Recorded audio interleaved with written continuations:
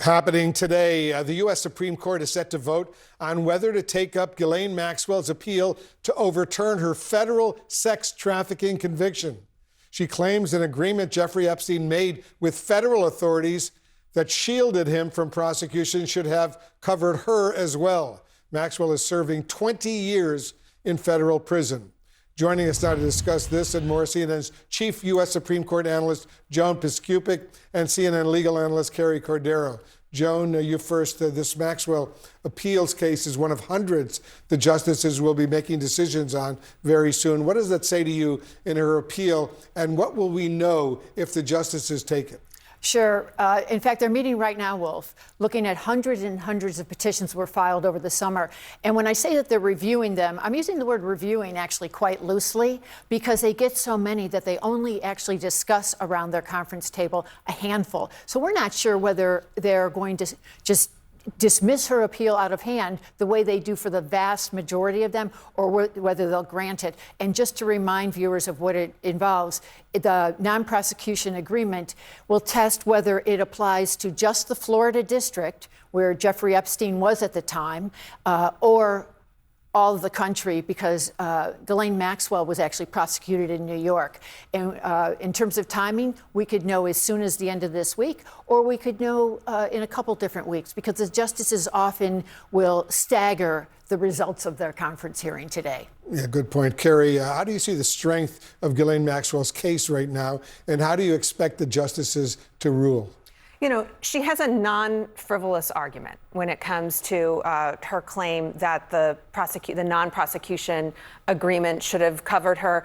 That's because, as Joan was saying, she was prosecuted in a different district. The government is arguing that the use of the words United States in the non-prosecution agreement was what she could, how she was able to be prosecuted, and the Southern District of Florida was saying that it covered anything. And in what actually happened was that she was prosecuted, even though the government says that the Southern District of Florida was the one making the case against her. So she has an argument that other circuits have disagreed about, and so in this particular case, there's what's called the circuit split.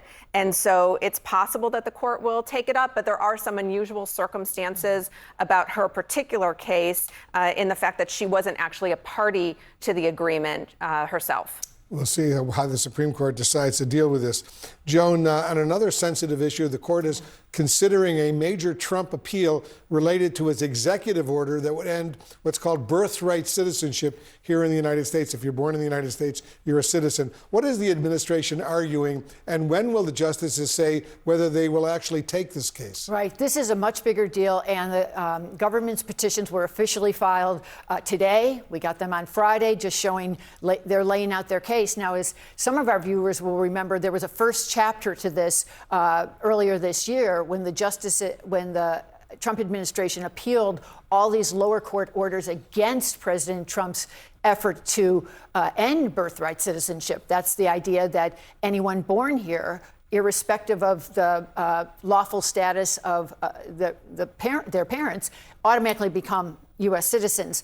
But the justices in their first chapter on this just looked at lower court's method of blocking it. This time they're going to look at the complete merits. That's what the Trump Justice Department would like them to do, to say, is it constitutional? Would it still comport to the 14th Amendment that I think we even have those words there that says that, everyone born in the U.S. is automatically a citizen? Could it still be constitutional for President Trump to exclude people who are here on temporary visas or on or who are here, without proper papers? And that would include, as Carrie knows and Wolf, people who might be here on student visas who happen to become pregnant and have a baby here. They would suddenly be excluded. And I think this is one that the justices will definitely take up. There's going to be a series of briefing. So I guess what we would estimate is that a case would be argued in early 2026 with a decision by the end of June of 2026. And this is the most controversial of the multitude of executive orders that Donald Trump has This would issued be so a far. major decision if they huge. agree to overturn birthright citizenship. Yes. Carrie, is there any reason to think that the text of the 14th Amendment to the U.S. Constitution is ambiguous? We just had it up on the screen, allowing the president to end birthright citizenship. I mean, as you said, we just had it up on the screen. The text is pretty clear. This is obviously long-standing, and so this gives the opportunity for the court to settle this to the extent that it really already was settled. But since the administration has raised it and the president seems intent on pushing this issue through to a resolution on the merits, this will finally give the Supreme Court an opportunity to say, hopefully, that the text of the 14th Amendment is as we see it. We'll see what they decide to do. Ladies, thank you very, very much, Joan Biskupic, Carrie Cordero. Appreciate it very much.